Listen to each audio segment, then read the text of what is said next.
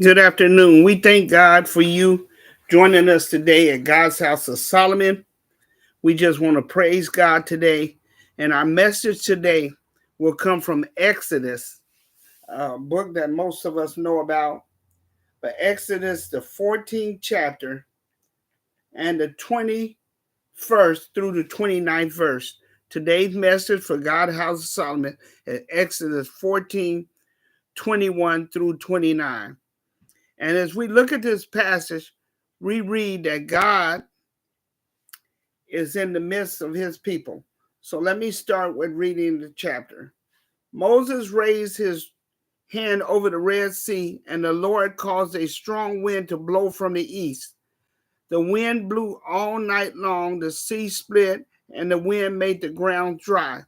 The Israelites went through the sea on dry ground.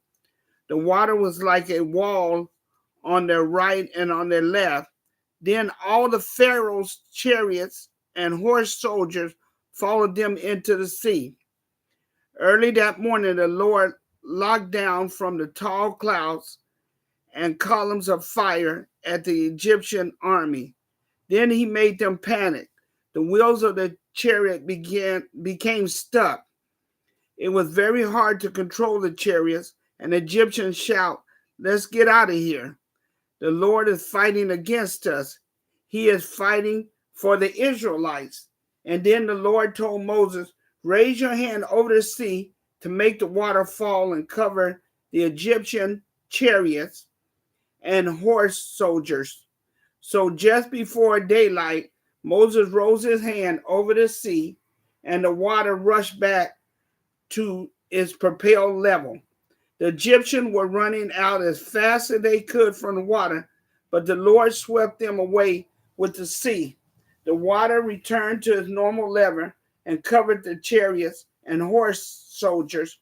Pharaoh's army had been chasing the Israelites, but that army was destroyed.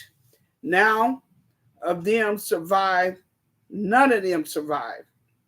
But the Israelites crossed the sea on dry land. The water was like a wall on the right and left side of them. From that scripture, I want to talk to you today what God has given me on dead end. Look at your neighbor and say, it's going to be a dead end. Amen. I looked up the definition of dead end, and what it says that it includes a street with no exit, a situation with no further progress in which people may find themselves involved. We've all been familiar with a dead end. I know recently I was driving, I had to make an exit. They were doing some work on the street, and I didn't turn where the detour turn sign said turn because I was about 5 or 6 cars back. So I turned right where I was, not really familiar with the area, but I figured I'd be able to come on out on the other side. Well, as I drove down that street and went down a couple of blocks, finally I came to what some might call a cul-de-sac or a dead end. And there was a sign there that said dead end, no outlet. And in my frustration, I had to turn around and go back out the same way I came in. Well, in this story that I just read about, you see that the Egyptians, and you see Pharaoh, and you see Moses, and you see the children of Israel, and we're all familiar with the passage of them coming out. They had prayed, asked God to get them out of their bondage, out of slavery, to get the slave owners from over them, to stop all the unrighteousness that was being impeded on them, all the unfair and unjust things that they were having to suffer, including working long and strenuous hours with no pay. And so God heard the children's prayer. And when he heard their prayer, as you know, the story goes, he told them to borrow all the gold they could borrow.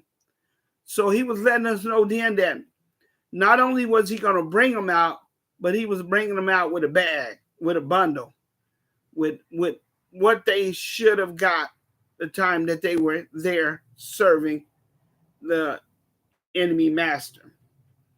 So as they prepared to leave, they took off. And when they first took off, Pharaoh allowed them to proceed. But then all of a sudden, he had a change of heart. He had a change of mind. And he told his men to gird up and let's go get them. And he meant to kill them and bring back maybe the women and children. But there was no doubt that he would kill those that were so eagerly to desert him, to no longer be under his command, no longer be under his power, no longer be under injustice, unfairness, and cruel treatment. And so for some of you today, you've been asking God to get you out of a situation that might involve cruel treatment, some kind of relationship. And it might involve injustice. You know, you've been accused of something, you're going through a court case, and you've been falsely accused, or it's a frivolous lawsuit that you're encountering. But whatever you're going through, whatever you're facing that the enemy is coming against you, you got to know that you have to trust God. They had to trust God, believe him, and do as he said in order for them to be set free. So they trusted God and they loaded up their family and their few belongings and the gold that they had borrowed, and they headed out. And at first, when they started to leave, it was fine. I'm quite sure they looked back in their rear view mirror, their chariots or camels or whatever they were on, and making sure that they weren't being followed. And just when they started to relax and, think everything's going to be all right. Have you ever been a time when you were concerned about something and then you let your guards down and it looks like everything's going to be all right? And just when you feel like everything's going to be all right, you look back at one last glance to see the enemy pursuing you in the rear view mirror, to see that man that you were trying to leave pulling up to the safe house you thought you were at, to see that legal case you thought it was gone and over with, but now you've been served with papers, to see whatever that situation is that you're going through, that you thought was over, that you thought you had escaped. All of a sudden the enemy rears his ugly head. All of a sudden the enemy shows up, and he doesn't just show up calmly, he shows up profusely. He shows up with every bit of gear he can have, every weaponry he can try to use against you, whether it's lying, manipulation, crime, whatever he can use to get you. And I'm thinking too that the enemy probably even had some neighboring forces that they had convinced that these children were escaping with their stuff, that they were doing wrong, not knowing that God has set the whole situation up. And, sometimes people will take sides not knowing that God is on your side. They'll take sides based on the little evidence that the enemy might show them, the fact that the enemy has bewitched them. And so they start to believe and think that God is for your enemy. God is never for your enemy. He's always for you. Even if you're not right or you feel like you're not right, he's still for you. He'll deal with you, but he's not going to let your enemies deal with you. He's not going to let you be crucified or mangled or disrobed or anything taken from you or beaten at the hand of your enemies. No good father would stand and watch their daughter or son being plagued by the enemy. So as they escaped out of there, and then they saw that behind them all of a sudden was Pharaoh and his mighty men, and they were chasing them with swords and bows and arrows, and they were in full armory, chasing them to take their life or to take them back in captivity. They began to panic and get a little weary. Have you ever prayed and called on God and it looks like things got worse? The enemy was coming in closer. And then if that wasn't enough, they looked ahead of them to see this vast sea, this Red Sea that was too wide to swim across. They didn't have a boat. It probably had maybe sharks, I don't know, maybe even alligators. I don't know what might be lurking in those waters. That if they didn't drown, they would be eaten by some ferocious shark or swallowed by some whale, or some kind of mishap would happen to them. But they knew that they couldn't go back. That was sure death. And they couldn't go forward because that was a slow death. And so as we read the story, we see that they began to walk out to the water. And I think they were thinking, if I make a choice, I'd rather drown than be stabbed by a sword or spears. And as they started to walk in the water, God gave Moses' spirit the option to raise his hands, to raise his hand over and across the waters. And because he did that, the waters parted. It said there was two walls that showed up, one on the right side and one on the left side. Two walls, humongous walls of water with a narrow path down the middle of the ground that was beneath the water. And so they started on that path and they started to run, and they started to wonder if those walls of water might come flashing back down. They started to wonder if the land would be so muddy they would sink. But it said that God had made the land dry for them. So as they ran across this open path of dry land that revealed the bottom of the sea, while the two side walls of water stood lurking and huge and tremendous, I'm quite sure they felt scared, alone, and felt sure death. And sometimes when God is trying to get you out of some, it may be overwhelming. The walls might be higher than you've ever seen. The fact that nobody's ever parted the water like that or parted the seas, it can be very unusual. You know, they can make a decision in your court case, in your lawsuit, that had never been seen before and never been made, but it's in your favor. But you walk through not knowing what to expect. All you hope and pray is, and believe in your heart, that you serve a God that's big enough to save you from the winds, the waves, and the Pharaoh. And so as they ventured through the sea, trying to get to the other side, they noticed that not only was the way open for them, it was open for the enemy. Can you imagine that? God's giving you a way of escape, but also it's a way that the enemy can continue to pursue you. He's giving you a way out, but it's a way that will support the enemy for a minute. And so what happens is that we see that when the last of them got to the other side, the way was no longer a way for the Pharaoh and his horse soldiers. What God did was he started to let the walls start to tumble in. And as they started to tumble in, Pharaoh and his men started to panic. In fact, they started to try to turn the chariots around. But now the dry ground had turned to muddy ground and they were stuck. Their tires were stuck as they tried to make a U-turn and come out of this dead end. And so today, as we began talking, God was showing me that some of y'all thought y'all was at a dead end, but it was a dead end, but it wasn't a dead end for you. It's a dead end for the enemy.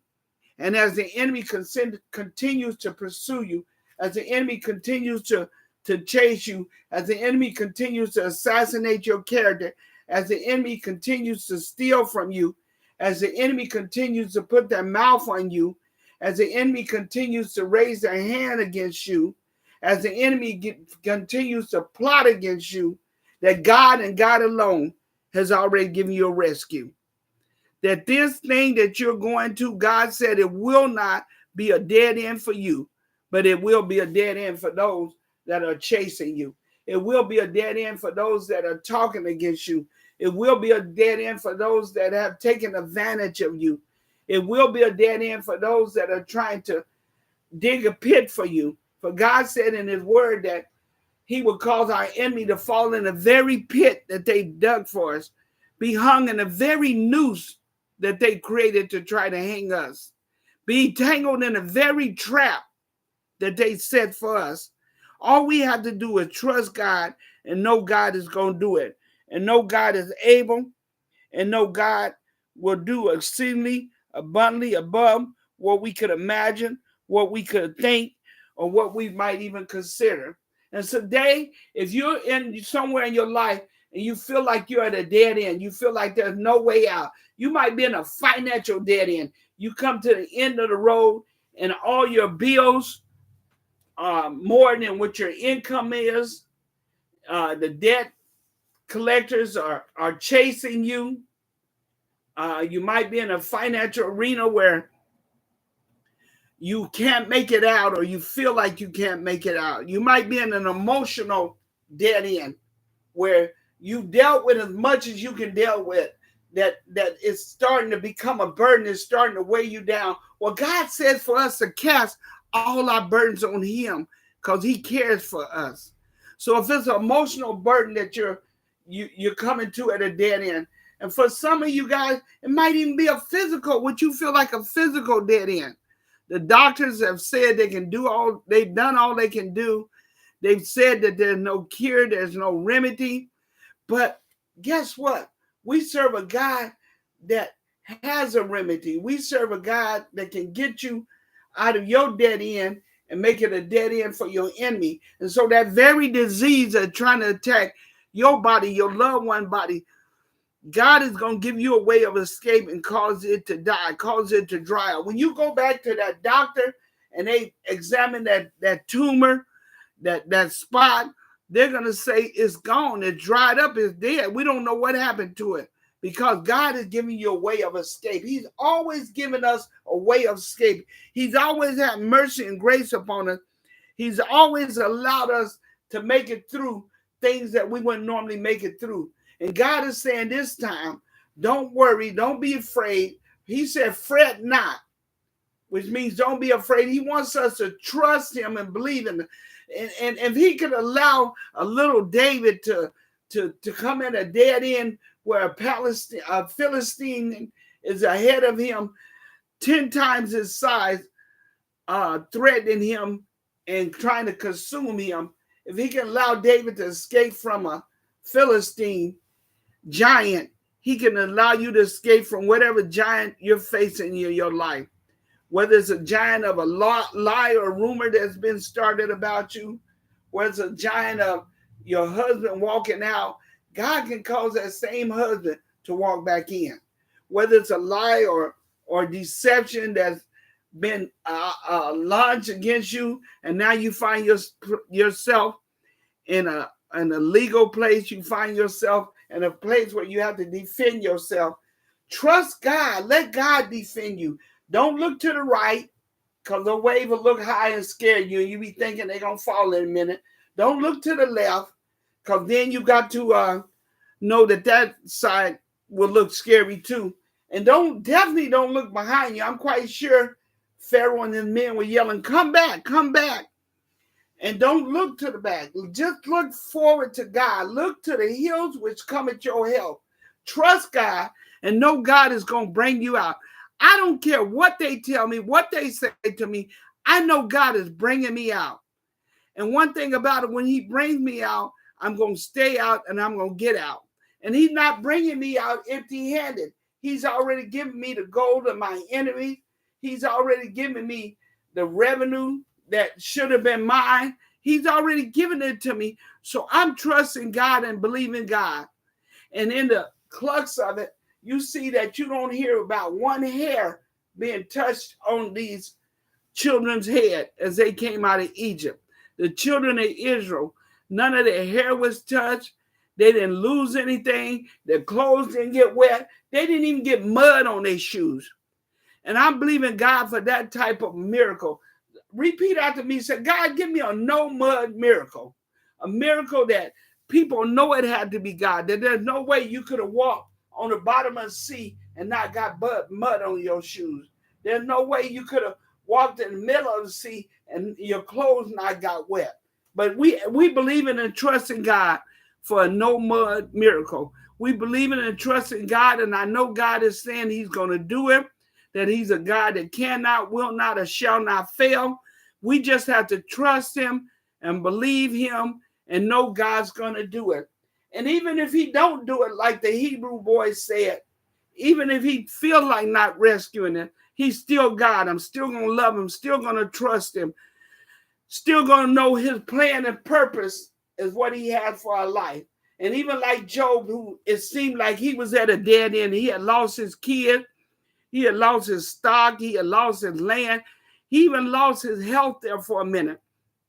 But listen, anything you lose that God has to replace, it's going to be 1,000 times better. He got more kids, stronger kids, more obedient kids, more grateful kids. He got more sheep and cattle and the best, probably the black Angus cattle and the top of the sheets. And he got bigger barns that would maybe could contain 5 or 6 years of wheat and barley. He got more grains for his thing. Everything was restored to him 1,000-fold. But it didn't come without opposition or obstacle. Remember, he had them 3 friends that felt like they was prophet or prophets, that they were deacon or deacons, that felt they were minister or minister, and they started to speak and doubt and start rumors that evidently Job wasn't as loyal as he was, that Job wasn't as committed he was to God, and he had done something in secret. He done something wrong. He might have, they felt like he might have had an outside kid, or he done cheated on his wife, or he'd been inappropriately touching his children. You know, some of the household secrets. But that wasn't the fact. That wasn't it. God was using Job to show others that we serve a God that no matter what you go through, no matter what you think you might have lost, no matter what you might think you have to relinquish, that he's going to give you more, and that you trust him and depend on him, that he's going to do it. And, you know, I often prayed that God would give me the wisdom of Solomon and the faith of Abraham and the strength of Samson. And I believe he's given me those things. So I'm standing and believing God today that even though it looks like a dead end, for me, it's not. It's a dead end for my enemy, because God always gives me a way of escape. They didn't have to fight. They didn't have to turn around and fight.